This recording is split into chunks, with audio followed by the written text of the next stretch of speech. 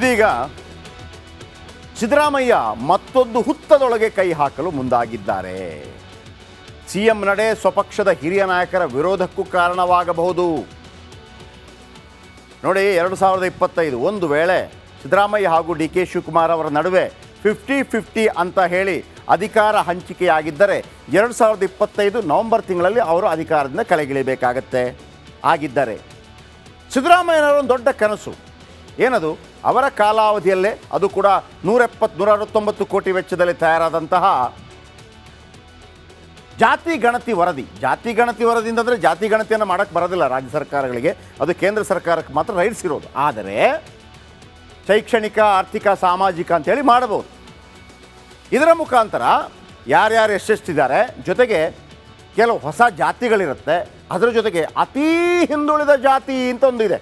ಅತೀ ಹಿಂದುಳಿದ ಜಾತಿ, ಆ ಅತೀ ಹಿಂದುಳಿದ ಜಾತಿಯನ್ನು ಇಟ್ಕೊಂಡು ನಾವು ಕೋರ್ಟ್ಗೆ ಹೋದರೆ ಹೆಚ್ಚಿನ ರಿಸರ್ವೇಷನ್ ಸಿಗತ್ತೆ. ನಿಮಗೆ ಆಶ್ಚರ್ಯ ಆಗಬಹುದು, ಪಕ್ಕದ ತಮಿಳುನಾಡಿನಲ್ಲಿ ಆ ರಿಸರ್ವೇಷನ್ ಸಿಕ್ಕಿದೆ. ಪಕ್ಕದ ಮಹಾರಾಷ್ಟ್ರದಲ್ಲಿ ರಿಸರ್ವೇಷನ್ ಕೊಡಿ ಅಂತ ಹೋದಾಗ ನೀವು ಮಾಡಿದಂತಹ ವರದಿ ಸರಿಯಾಗಿಲ್ಲ ಅಂತೇಳಿ ಸುಪ್ರೀಂ ಕೋರ್ಟ್ ಅದನ್ನು ವಾಪಸ್ ಕೊಟ್ಟಿತ್ತು. ಆದರೆ ಸಿದ್ದರಾಮಯ್ಯನವರು ಮಾಡಿರೋ ವರದಿ ಇದೆಯಲ್ಲ, ಅದು ಇವತ್ತಲ್ಲ ನಾಳೆ ಆದರೂ ಕೂಡ ಅತಿ ಹಿಂದುಳಿದ ವರ್ಗಗಳಿಗೆ ದೊಡ್ಡ ಮಟ್ಟದಲ್ಲಿ ಲಾಭ ಆಗತ್ತೆ. ಇದು ಓಕೆ ಆದರೆ ಉಳಿದವರು ಬಿಡ್ತಾರಾ? ಒಕ್ಕಲಿಗರು, ಲಿಂಗಾಯತರು ಬಿಡ್ತಾರಾ? ಒಂದು ತಲೆಯಲ್ಲಿ ಇಟ್ಕೊಳ್ಳಿ ವೀಕ್ಷಕರೇ, ಒಕ್ಕಲಿಗರು, ಲಿಂಗಾಯತರು ಬಿಡ್ತಾರೆ ಇಲ್ಲೋ ಗೊತ್ತಿಲ್ಲ. 2.5 ವರ್ಷದ ಒಳಗೆ ಅವರೇನಾದರೂ ಇಳಿಯುವಂಥ ಸಂದರ್ಭದಲ್ಲಿ ತನ್ನ ಕನಸನ್ನು ಪೂರೈಸಿಕೊಳ್ಳೋದಕ್ಕೆ ಅಥವಾ ತಾನಿವರಿಗೆ ಏನಾದರೂ ಮಾಡಬೇಕು ಅಂತ ಅಂದ್ಕೊಂಡಿದ್ದರೆ ಅದನ್ನು ಜಾರಿಗೊಳಿಸಿ ಅವರೇನಾದರೂ ಪಟ್ಟದಿಂದ ಕೆಳಗಿಳಿದ್ರೆ ಅದನ್ನು ಯಾರು ತಡೆಯೋಕ್ಕಾಗಲ್ಲ. ಬನ್ನಿ, ಒಂದು ರಿಪೋರ್ಟ್ ನಿಮ್ಮ ಮುಂದೆ.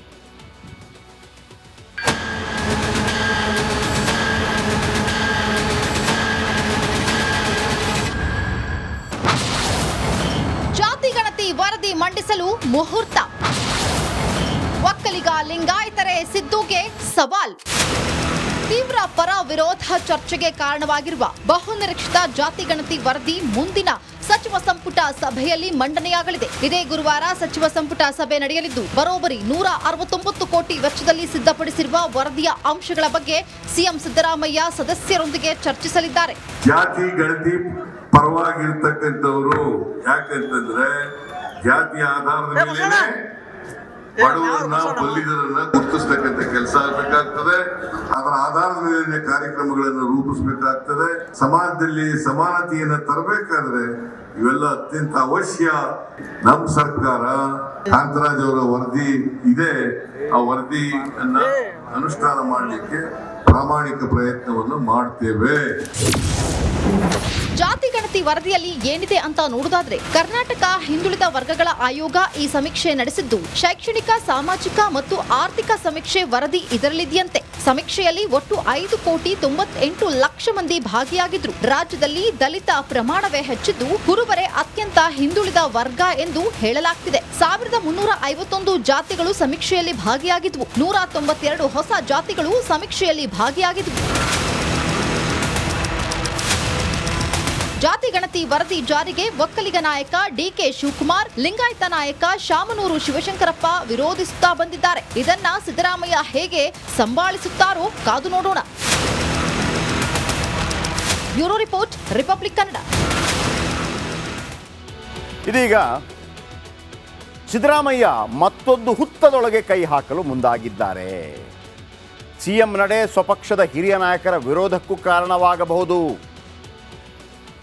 ನೋಡಿ, 2025 ಒಂದು ವೇಳೆ ಸಿದ್ದರಾಮಯ್ಯ ಹಾಗೂ ಡಿ ಕೆ ಶಿವಕುಮಾರ್ ಅವರ ನಡುವೆ 50-50 ಅಂತ ಹೇಳಿ ಅಧಿಕಾರ ಹಂಚಿಕೆಯಾಗಿದ್ದರೆ 2025 ನವೆಂಬರ್ ತಿಂಗಳಲ್ಲಿ ಅವರು ಅಧಿಕಾರದಿಂದ ಕೆಳಗಿಳಿಬೇಕಾಗತ್ತೆ. ಆಗಿದ್ದರೆ ಸಿದ್ದರಾಮಯ್ಯನವರ ಒಂದು ದೊಡ್ಡ ಕನಸು ಏನದು? ಅವರ ಕಾಲಾವಧಿಯಲ್ಲೇ, ಅದು ಕೂಡ 169 ಕೋಟಿ ವೆಚ್ಚದಲ್ಲಿ ತಯಾರಾದಂತಹ ಜಾತಿ ಗಣತಿ ವರದಿ. ಜಾತಿ ಗಣತಿ ವರದಿ ಅಂತಂದರೆ ಜಾತಿ ಗಣತಿಯನ್ನು ಮಾಡೋಕ್ಕೆ ಬರೋದಿಲ್ಲ ರಾಜ್ಯ ಸರ್ಕಾರಗಳಿಗೆ, ಅದು ಕೇಂದ್ರ ಸರ್ಕಾರಕ್ಕೆ ಮಾತ್ರ ರೈಟ್ಸ್ ಇರೋದು. ಆದರೆ ಶೈಕ್ಷಣಿಕ, ಆರ್ಥಿಕ, ಸಾಮಾಜಿಕ ಅಂತೇಳಿ ಮಾಡಬಹುದು. ಇದರ ಮುಖಾಂತರ ಯಾರ್ಯಾರು ಎಷ್ಟೆಷ್ಟಿದ್ದಾರೆ, ಜೊತೆಗೆ ಕೆಲವು ಹೊಸ ಜಾತಿಗಳಿರುತ್ತೆ, ಅದರ ಜೊತೆಗೆ ಅತೀ ಹಿಂದುಳಿದ ಜಾತಿ ಅಂತ ಒಂದು ಇದೆ. ಅತೀ ಹಿಂದುಳಿದ ಜಾತಿ, ಆ ಅತೀ ಹಿಂದುಳಿದ ಜಾತಿಯನ್ನು ಇಟ್ಕೊಂಡು ನಾವು ಕೋರ್ಟ್ಗೆ ಹೋದರೆ ಹೆಚ್ಚಿನ ರಿಸರ್ವೇಷನ್ ಸಿಗತ್ತೆ. ನಿಮಗೆ ಆಶ್ಚರ್ಯ ಆಗಬಹುದು, ಪಕ್ಕದ ತಮಿಳುನಾಡಿನಲ್ಲಿ ಆ ರಿಸರ್ವೇಷನ್ ಸಿಕ್ಕಿದೆ. ಪಕ್ಕದ ಮಹಾರಾಷ್ಟ್ರದಲ್ಲಿ ರಿಸರ್ವೇಷನ್ ಕೊಡಿ ಅಂತ ಹೋದಾಗ ನೀವು ಮಾಡಿದಂತಹ ವರದಿ ಸರಿಯಾಗಿಲ್ಲ ಅಂತೇಳಿ ಸುಪ್ರೀಂ ಕೋರ್ಟ್ ಅದನ್ನು ವಾಪಸ್ ಕೊಟ್ಟಿತ್ತು. ಆದರೆ ಸಿದ್ದರಾಮಯ್ಯನವರು ಮಾಡಿರೋ ವರದಿ ಇದೆಯಲ್ಲ, ಅದು ಇವತ್ತಲ್ಲ ನಾಳೆ ಆದರೂ ಕೂಡ ಅತಿ ಹಿಂದುಳಿದ ವರ್ಗಗಳಿಗೆ ದೊಡ್ಡ ಮಟ್ಟದಲ್ಲಿ ಲಾಭ ಆಗತ್ತೆ. ಇದು ಓಕೆ ಆದರೆ ಉಳಿದವರು ಬಿಡ್ತಾರಾ? ಒಕ್ಕಲಿಗರು ಲಿಂಗಾಯತರು ಬಿಡ್ತಾರಾ? ಒಂದು ತಲೆಯಲ್ಲಿ ಇಟ್ಕೊಳ್ಳಿ ವೀಕ್ಷಕರೇ, ಒಕ್ಕಲಿಗರು ಲಿಂಗಾಯತರು ಬಿಡ್ತಾರೆ ಇಲ್ಲೋ ಗೊತ್ತಿಲ್ಲ. 2.5 ವರ್ಷದ ಒಳಗೆ ಅವರೇನಾದರೂ ಇಳಿಯುವಂಥ ಸಂದರ್ಭದಲ್ಲಿ ತನ್ನ ಕನಸನ್ನು ಪೂರೈಸಿಕೊಳ್ಳೋದಕ್ಕೆ ಅಥವಾ ತಾನು ಇವರಿಗೆ ಏನಾದರೂ ಮಾಡಬೇಕು ಅಂತ ಅಂದ್ಕೊಂಡಿದ್ದರೆ ಅದನ್ನು ಜಾರಿಗೊಳಿಸಿ ಅವರೇನಾದರೂ ಪಟ್ಟಣದಿಂದ ಕೆಳಗಿಳಿದ್ರೆ ಅದನ್ನು ಯಾರು ತಡೆಯೋಕ್ಕಾಗಲ್ಲ. ಬನ್ನಿ ಒಂದು ರಿಪೋರ್ಟ್ ನಿಮ್ಮ ಮುಂದೆ.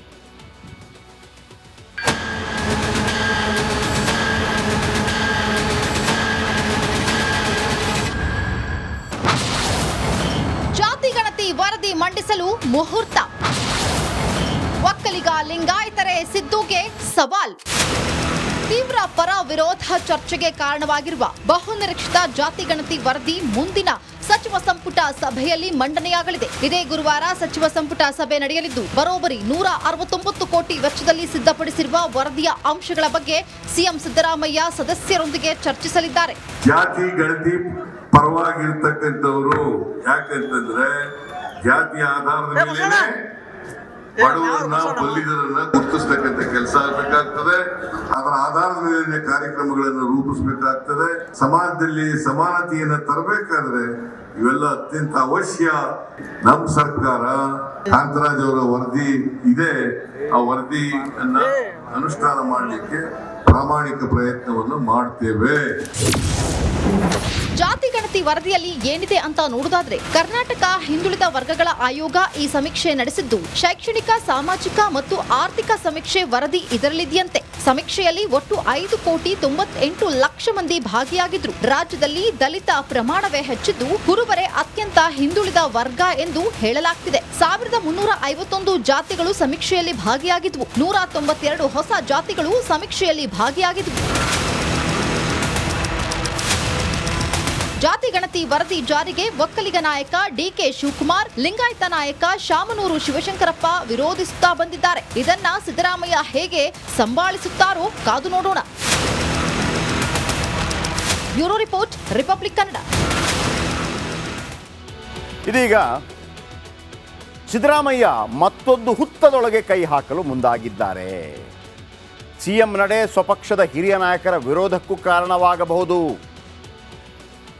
ನೋಡಿ, 2025 ಒಂದು ವೇಳೆ ಸಿದ್ದರಾಮಯ್ಯ ಹಾಗೂ ಡಿ ಕೆ ಶಿವಕುಮಾರ್ ಅವರ ನಡುವೆ 50-50 ಅಂತ ಹೇಳಿ ಅಧಿಕಾರ ಹಂಚಿಕೆಯಾಗಿದ್ದರೆ 2025 ನವೆಂಬರ್ ತಿಂಗಳಲ್ಲಿ ಅವರು ಅಧಿಕಾರದಿಂದ ಕೆಳಗಿಳಿಬೇಕಾಗತ್ತೆ.